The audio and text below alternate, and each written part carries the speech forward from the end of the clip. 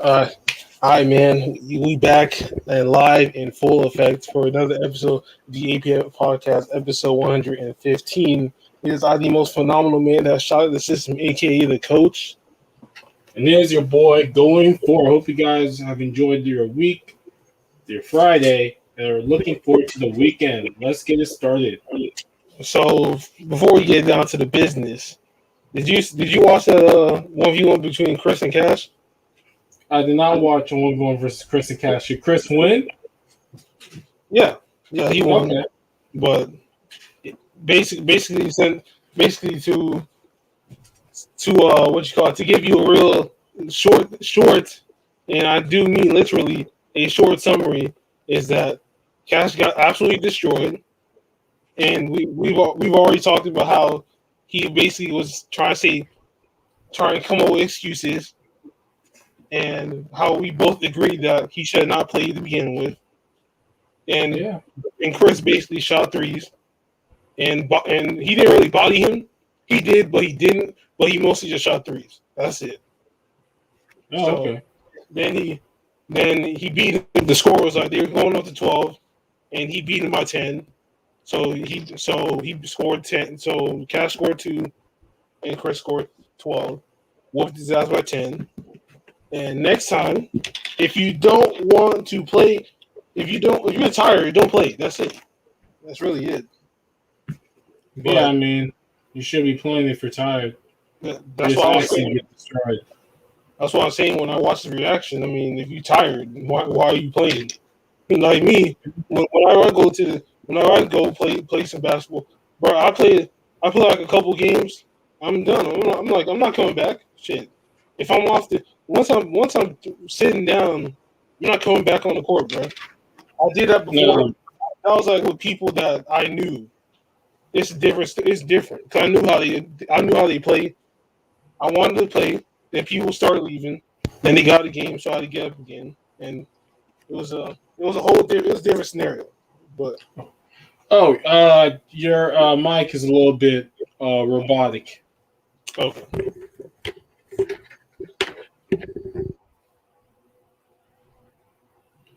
Alrighty. While he's fixing his mic, let's why he'll continue to talk about that. But is okay, it? we're back. Are we good? Yeah, is it good? Yeah, it's good Or now. Yep. okay, so let's get to the business. Should we talk about the draft, or should we talk about trades, or what should we Well, let's get? talk about obviously the big blockbuster trade. You know, Russell Westbrook basically for Caldwell Pope, Kuzma, and Montrezl Harrell. So in a pick, you know, obviously the Lakers believe that Russell Westbrook will be part of the reason why they come back to winning ways. Personally, the Wizards. I don't really know if this is going to convince Bradley Beal, but they may not have to convince Bradley Beal because Bradley Beal is, I believe, completely and utterly, unfortunately, delusional to think he's going to win there. He couldn't do anything with Russell. Now he's going to do what? Something with Kyle Kuzma and Montrezl and Caldwell Pope. Number one, those guys are looking to get out of that team anyways because of it. Now maybe Kyle Kuzma may stay, because there will be a chance to redeem himself. But the other two guys are going to look to go to different teams, probably in the future. But the Lakers are going to have to now build just like the Nets. Once you get 3 superstars, basically 3 max guys, your team's going to be a bunch of cheap guys. And are they able to find the right veterans, the right cheap guys that can help elevate this team into a championship level? We will see. I don't really.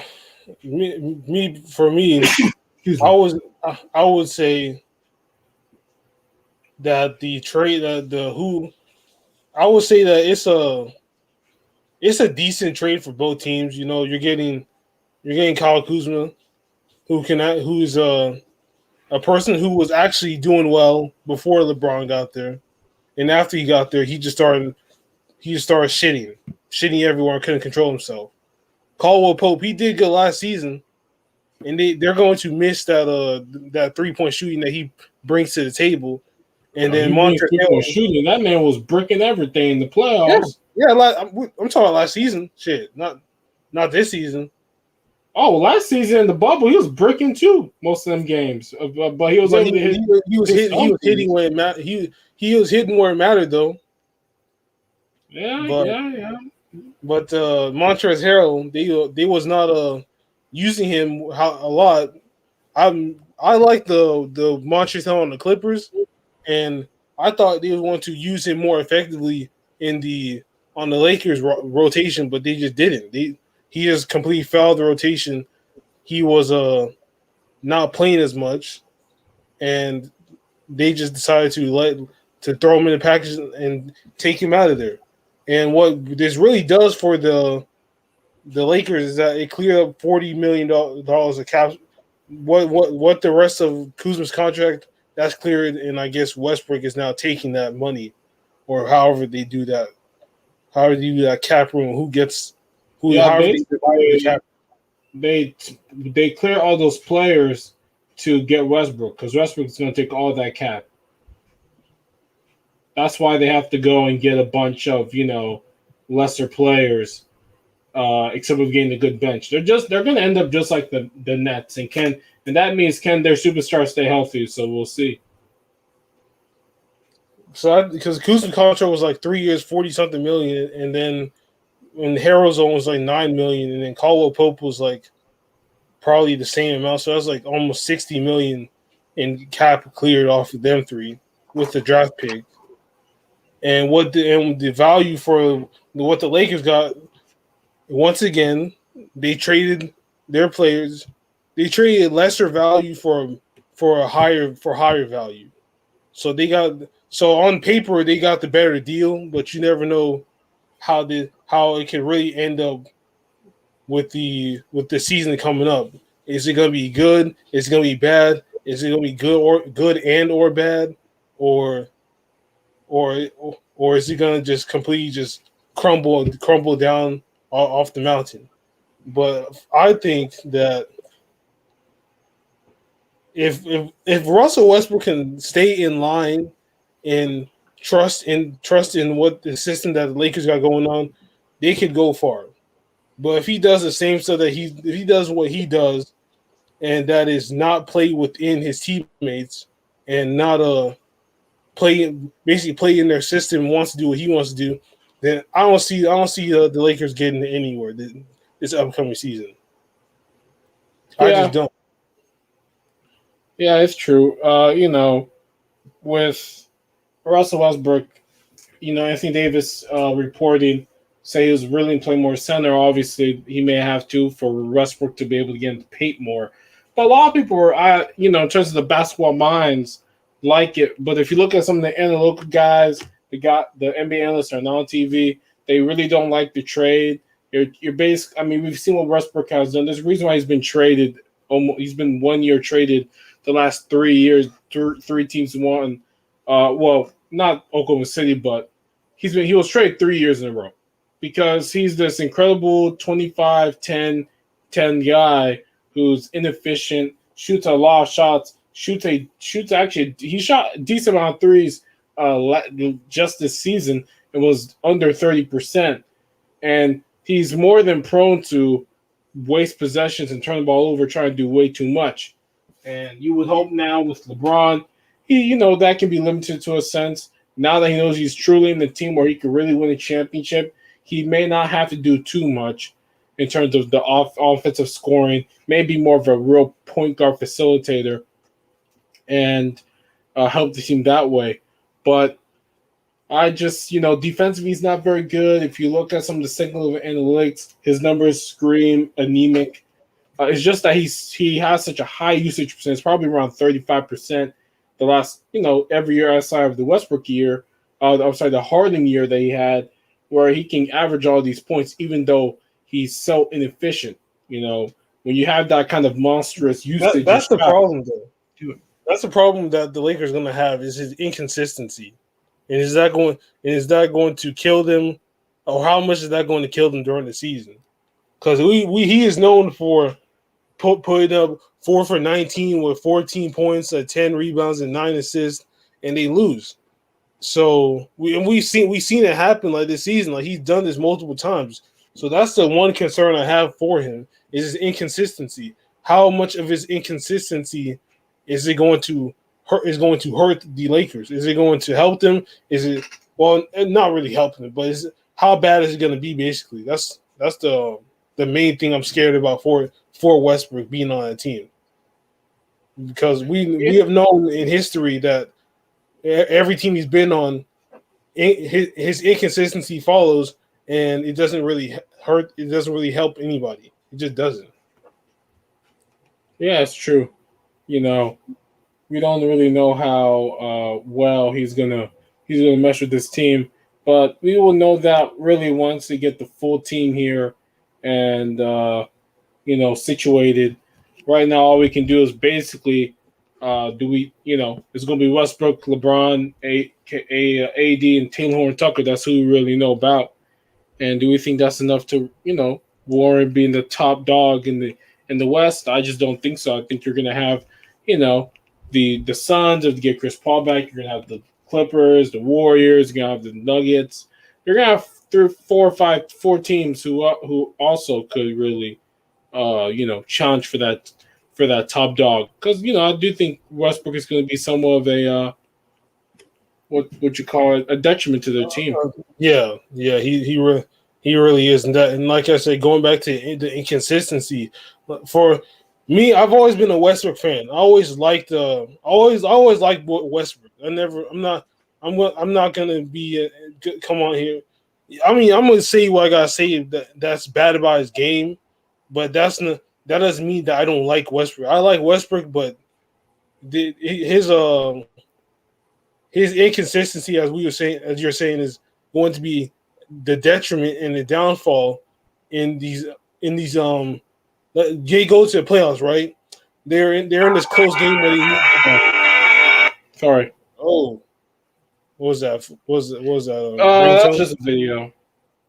Oh, okay. I So just kind of so as I was back to saying is they get into the playoffs, right? They need this game. They need that game 3 win. They need that game 4 win. They're down like this amount, and he's on the court. Is he going to help them or is he going to hurt them? That's the one thing that all of us have to understand and realize. But I feel like that this can go well if Westbrook wants it to go well. He's the guy that he's the guy that can make the difference. Is he going to help the team or is he going to hurt the team? Because Westbrook is not Westbrook is he's a team player, but he'll have his moments where he's not helping the team. He's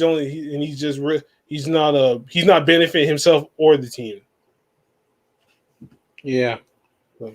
Yeah, I think we'll see. You gotta see.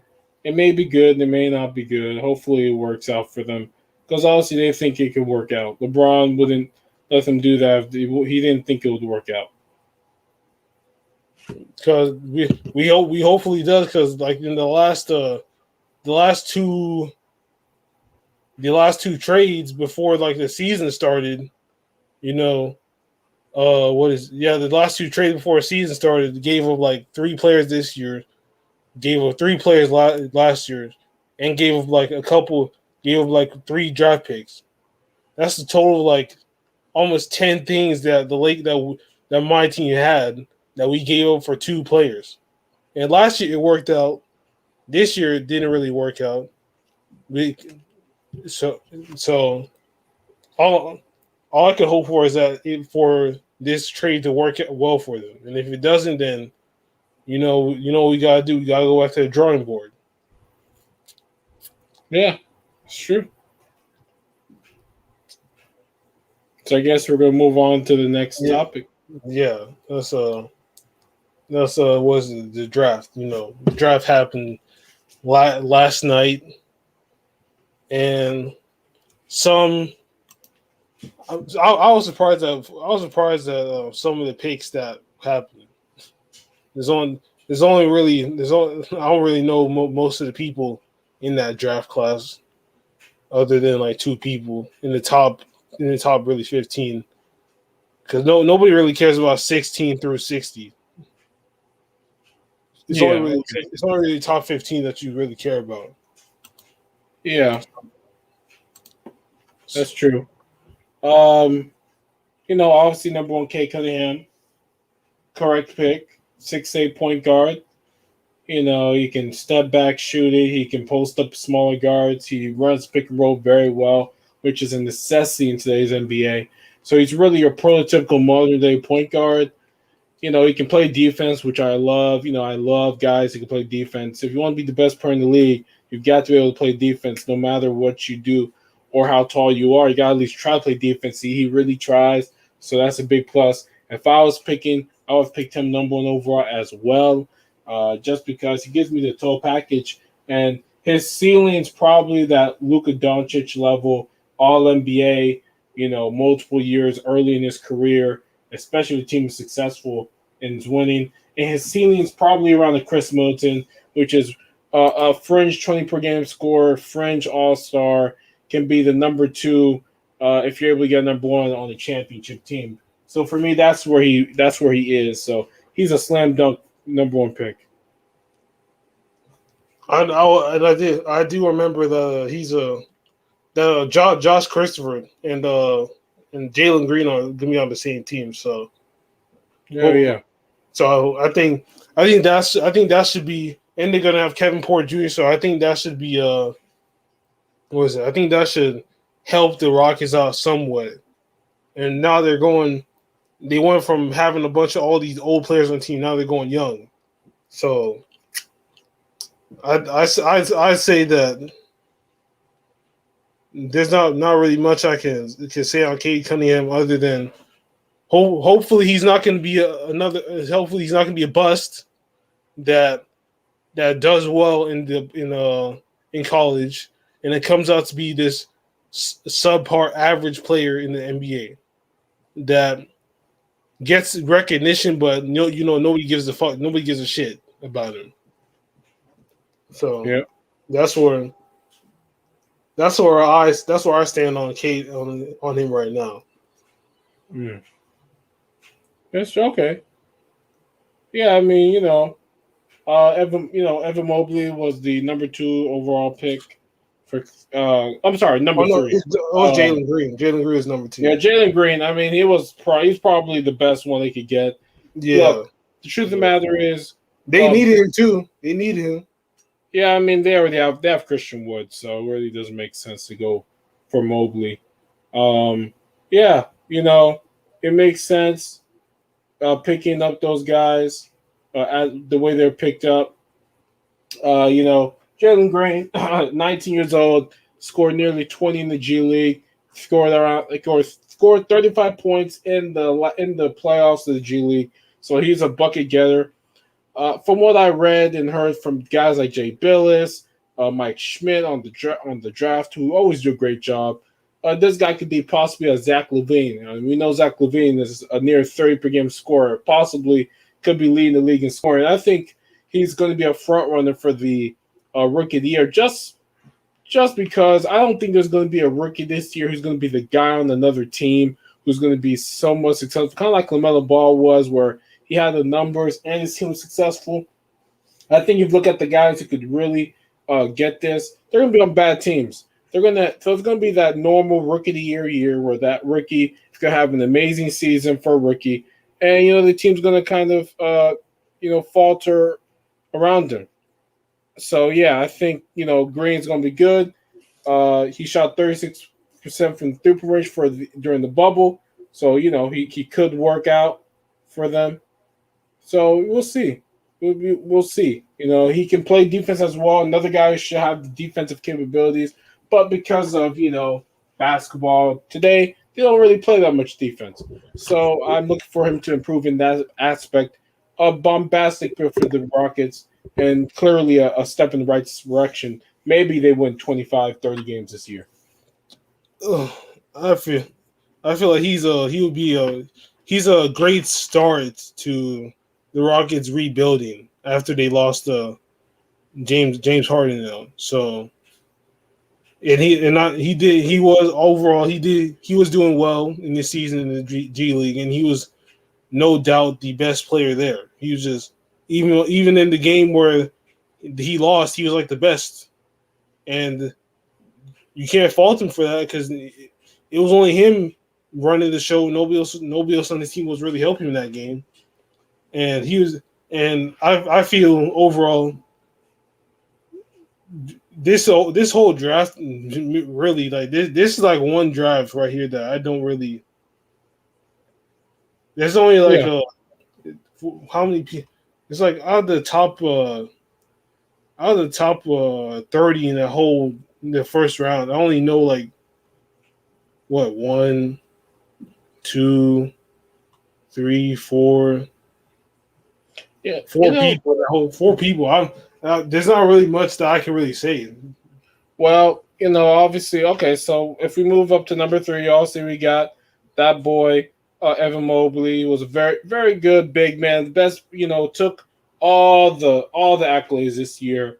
He won the Pac-12 major awards, Conference Player of the Year, Freshman of the Year, Defensive Player of the Year. He averaged 16 points, 8 rebounds, 2 assists, and almost 3 blocks.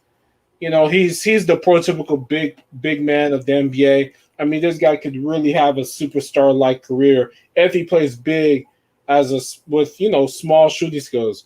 I could see him being somewhat of a Christian Wood, double plus, a little bit of a Carl Anthony Towns in terms of the post.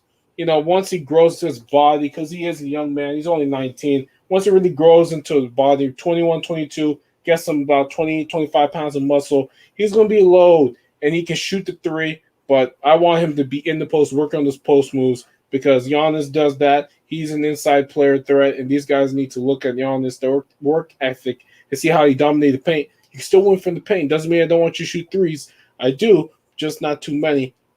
But he's a bona fide pick for the Cavaliers. He couldn't go any other pick. He was the best pick on the board, consensus best pick left on the board. And they went three perimeter guys. And they're looking to trade away Sexton, really. They really want to get rid of him. Probably keep, but they really want Garland because Garland's more of a point guard. I mean, because Sexton wasn't really doing much after a while. After a hot start to the season, he wasn't doing much towards the end. Yeah, I mean, he's good. I think for Colin Sexton, just to say, he's probably his best bet to be a Lou Williams, come off the bench, score a bunch of points, plays no defense, or tries to really hard, but that's where he should be. Mm. Number four, which was a surprise to some people, was that the Raptors chose Scotty Barnes. He's 6'9" forward. He's a long, versatile forward. He's very good defender. He's a good enough athlete. He's good with the ball, but he does need to improve his 3-point shooting or his 27% from beyond the three. That just can't cut into his NBA. Even with you got to shoot 35 and above. Yeah, I mean, look, Matthias Thybulle is probably the best defender to come out of the NBA draft in a decade plus, and the reason why he's not more touted, kind of like a Danny Green, excuse me, is that he can't shoot the ball very well. So Sky Barnes is gonna have to do that. Looks like Toronto just decided, hey, we've got Van Fleet, we've got what's his face, the white guy, Malachi Flynn, because I most likely Kyle Lowry is not there this year, so they decided to go with another forward, build through that way, build through the forwards, not go with a small like or like a guard like Jalen Suggs, who I would have picked.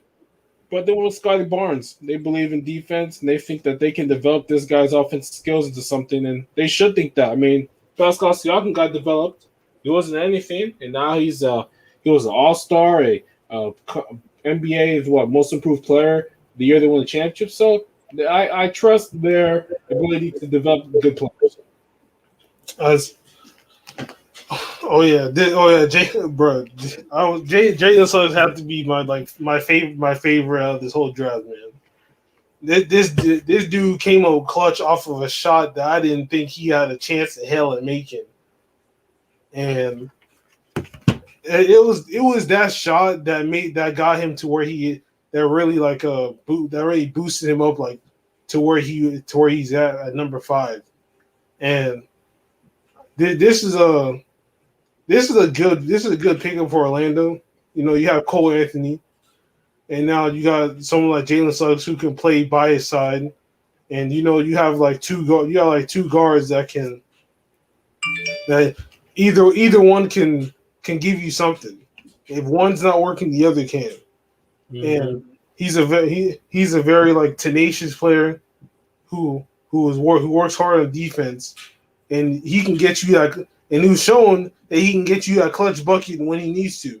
And Cole Anthony last this past season got them that clutch bucket when they needed it. So they, so I feel like this is the perfect fit for Orlando. They couldn't like go they couldn't have went with anybody else that was Yeah. available. Oh, yeah, he was the best. They needed a floor general. You can't trust Markel Fultz. He's always injured, generally. So Jalen Suggs is a good pick. Also, I think he should be Jalen Suggs, Core Anthony. I think Markel Fultz should come off the bench. Maybe paying them $11 million, but he wasn't. He's not your guys. Like those are really the guys you're building around. And so I would go Cole Anthony, Jalen Suggs. I think they're going to be a fun team. Jalen Suggs is going to have a very good year. He's going to be running for Rookie of the Year because he's probably going to start. And if they get Jonathan Isaacs and he can finally play a full season of basketball, I mean, this guy is a bona fide defensive player of the year like player. I mean, Kawhi Leonard type of defender, really at this point of his career, kind of like how Kawhi was this lockdown defender at the start of his career. But injuries are just keeping him away. And the Magic, I've never really seen their full team. You know, they got Mo Bamba on that team who, because he's so tall, can't play real minutes. I mean, if he could actually play 25, 30 minutes, that guy would be insane. You would hear his name a lot more in terms of, leading the league in blocks and, quite possibly winning Defensive Player of the Year one of these years. So the Magic got a nice young team. They drafted Franz Wagner, Mo Wagner's younger brother, who is better than Mo because he's actually a shooter who can guard. So that's great. And so the Magic seem like they're on a good trend right now and moving up their team. No, I didn't even know. I don't even know who Frames was. Other than he was Mo Wagner's brother. We all know Yeah, he was Franz, trash yeah. can water. He was trash can water. That's about it. He's not very good. Yeah. Obviously, number 6, the number 6, he was the number 8 pick. I just decided talking about early because they both had those picks. You have also Oklahoma City. They took Australian guard Josh Giddey.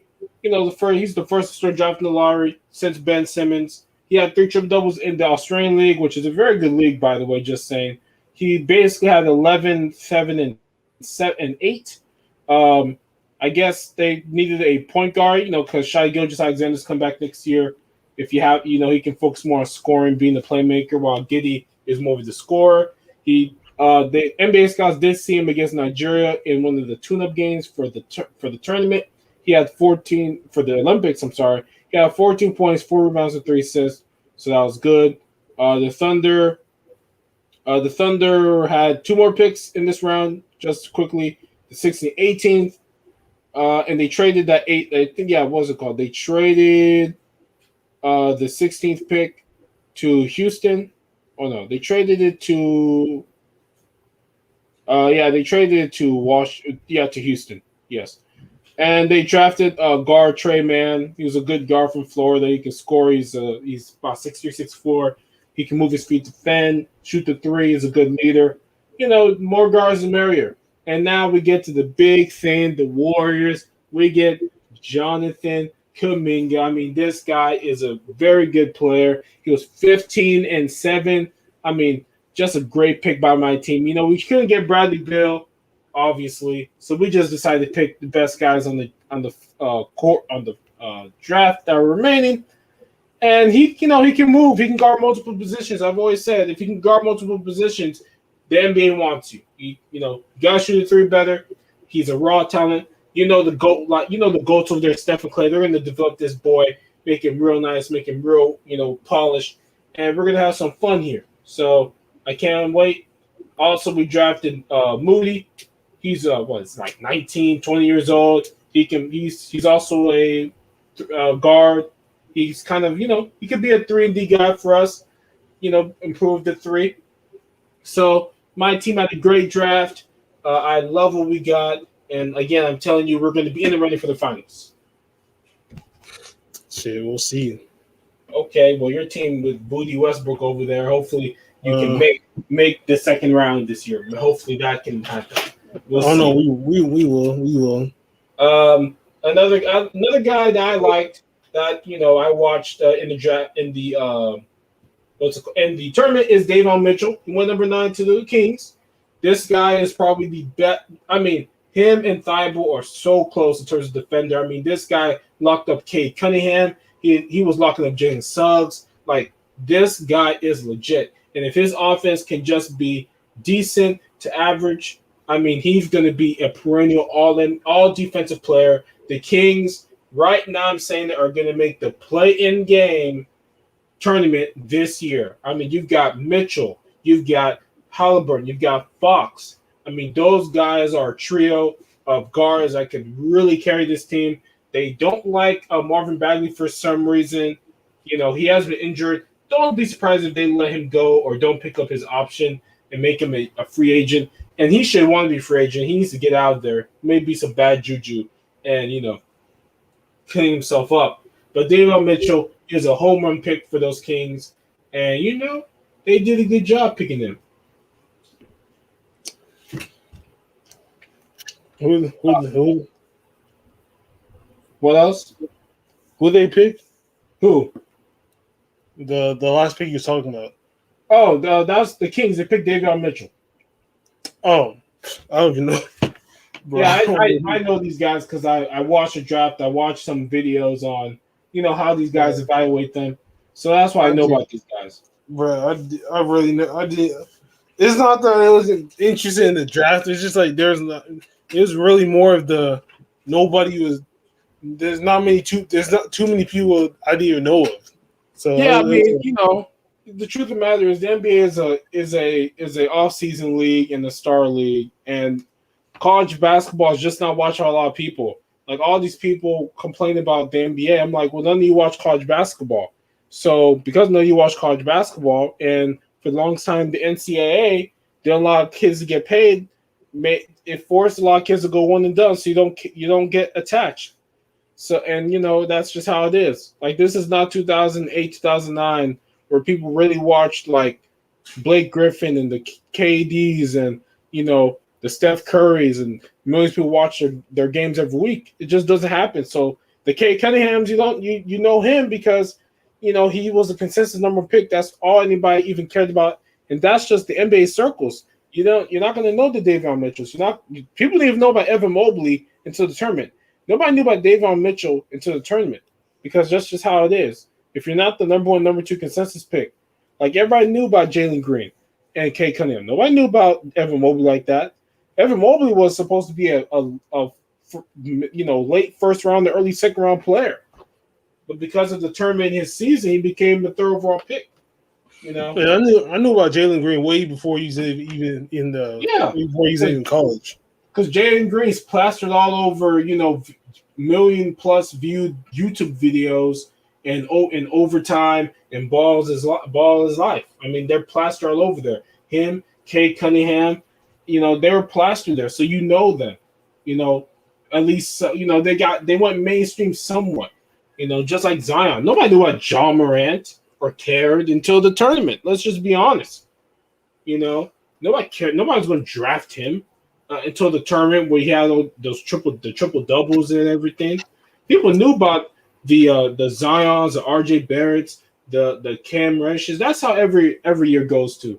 Nobody knew. People knew about Jonathan Kuminga, but not really knew about him until the tournament. Nobody, people knew about Zaire Williams, but he had a bad season, so people kind of forgot about him a little bit. So that's always a thing. So I don't ever blame anybody who doesn't really care about the NBA draft. It's just not as popular, and nobody watches them, so you really shouldn't care that much. I would say. The Jazz traded Derek Favors and a future first round pick to the Thunder for a future second round pick. Look, man, Derek Favors just gets fucking traded every time. I swear. He can't pass around like a boy. Yeah, it really does. I mean, the Thunder obviously need another big, right? They traded Al Horford for Kemba Walker. Here's my question: do we really think Kemba Walker's going to start the season in that team? I mean, maybe he will, maybe he won't. Man, Like, is he really going to start on that team? What team would really pick him up to become their starting guard, or even maybe his time of being a star guard is over and being the sixth man, being the Lou Williams? Maybe that's time for him to do. But I don't know who's going to look for him. Maybe Portland may do it just because, just to give Dame something. Kemba Walker would be amazing to come off the bench for them. But they do have Anthony Simons, so I don't know how that would work. I said the Thunder, they're landing like first round draft picks left and right. They're like, they've got another one now. They've got like nearly 30 of them over the next like 4, 5, 6 years. And they've got. I was looking at the. I thought, imagine if this trade went through, the Lakers would send Kyle Kuzma and the number 22 draft pick to Utah for Joe Ingles and the number 30th pick. Oh yeah, Joe would be good. I still think the best one would have been for Buddy Hield, just because Buddy Hield they need shooting. Like, I don't know why they didn't get him. Well, they would have, but they went for the bigger name. Like, the one thing again with this team's issue is that they're going to have issues shooting the ball. The shooting you already had was bad. Then you let them go to replace them with a guy who can't shoot. You got LeBron, who's a okay 3 shooter now. Anthony Davis is, I guess, average, maybe below average, because average is 35%. Anything below is below average. So you have 3 below average 3-point shooters. And 2, you have Taylor Tucker, who really can't shoot the 3 at all. He's more of a slasher, get to the basket. And we don't know their other guys are on their team. Who's who's going to be the back bench? So they're going to have an issue, and they're going to have to go through their 3 stars, just like Brooklyn. Everybody's saying, well, who's surprised that Brooklyn didn't win? They're going to have a hard time meshing. Well, LeBron, Westbrook, and Davis. I mean, that's going to be a hard thing to mesh coming this year. So I give them all the luck, but it's going to be hard for your Lakers to mesh their team together. I still think Buddy Hield would have been better. Just bring back. He would have been better. But... Yeah, bring back Dennis Schroeder. Put Buddy Hield as your guard. Oh, Dennis Schroeder. Ooh. Yeah, Dennis Schroeder. Look. They can't bring him back now. They can only sign and trade him if they want some assets for him, really. And I'm sure their team's looking for him. But if they went for Buddy Hield, they'll have to go back and get Dennis Schroeder. And I think that would have been better. Dennis Schroeder is a better defender than Russell Westbrook. He may not give you the 25, 10, and 10, but, I mean, he gives you nearly 20, gives you 5 assists and 4 or 5 rebounds. That's okay. And you've got Buddy Hield, who would be re-energized, be given respect, be given, a leash. He won't have to worry about getting pulled out like he was in Sacramento. That's why he wants to get out of there. And he would be giving you, those great baskets, there's 18 points on 45% 3-point shooting. It wouldn't be open shots. Missed open shots they missed over there. And Alex Caruso's a horrible 3-point shot. I forgot he's still on that team. Oh, so, yeah. He every time I watch him play, he just missed. Yeah, he just misses. So I just think that they kind of whiffed it on some of the Westbrook thing. I get it. He's a big name. You can't ignore 25, 10, and 10. But the field goal percentage, the 3-point shooting, and the free throws. He's like a smaller Giannis. That's what he really is. And the difference to him and Giannis is much more better at the rim, and he's a better free throw shooter. Well, not in percentage wise, but Westbrook ain't going 17 of 18 in the finals. I'm sorry. Fuck so, yeah, the draft. Just to finish my thoughts on the draft. The draft is good. The Westbrook thing happened. The Grizzlies got Steven Adams basically for Joe Val. Joe Val went to the Pelicans, and they got Eric Bledsoe. And Eric Bledsoe, who could be their guard, who could be for the Grizzlies, their backup guard. There are reports saying that he might not stay there though. Well, yeah, he probably won't stay there just because he doesn't want to be a backup, basically, on the bench. But I don't know what team is going to put him as a starter. Like, what team? Like, what good? Like, if you look at the 16 teams, like, who's going to do it? Atlanta? No. Milwaukee? No. Boston? Maybe Boston if they want to go all in. Don't get Evan Fournier, take Eric Bledsoe. Maybe them. But I don't think there's not a lot of teams that I can really see that want to have Eric Bledsoe be your starting point guard and lead you and think you're going to win anything.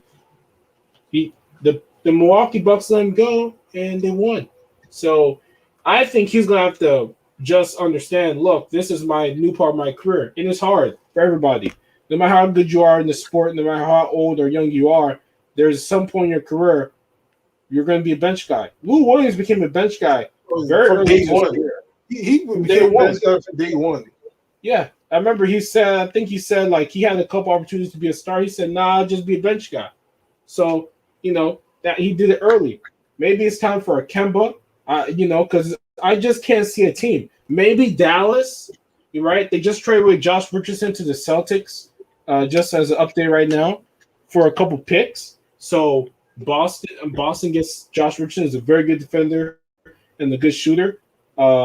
Dallas may go after Bledsoe. Dallas may go after Kemba Walker in the future. Who knows? If I was Dallas, Bledsoe would be good. I could have him as the guy who plays the guard, who could guard the point guard, while Luka's gonna have to just guard somebody. I'm sorry. If you can't guard the point guard, you have to guard the shooting guards. So maybe he can go there, but in terms of what I'm seeing there, nah, man. Any good playoff team with actual aspirations, you're gonna be on the bench, 6 man. So, yeah, well, for me about Kemba, ooh man, it was after Charlotte. I mean, where else can he go to that he can actually be a starter? Lakers were a number. Lakers were an option before Westbrook. Yeah, they're an option. Who Orlando could be an option. Was an option, not anymore. Well, was an option before. Yeah, they've got 3 point guards now. The Wizards were an option. Yeah, I mean the Wizards can go after him if they please, try and get him. I mean they could probably trade whatever scraps. I mean how much does the Thunder really want for Kemba Walker? Do you think they can really get something for a guy who's coming off an injury, who's 32 years old and worn down? Like no.